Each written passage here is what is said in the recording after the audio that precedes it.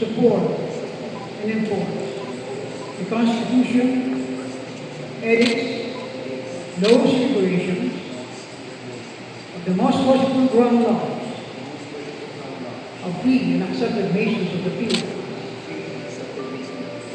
and the bylaws of my laws, and will faithfully perform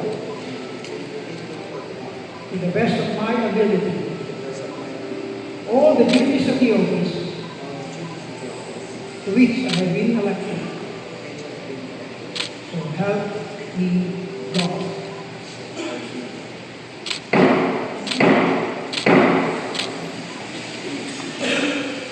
Lord, Father, we talk.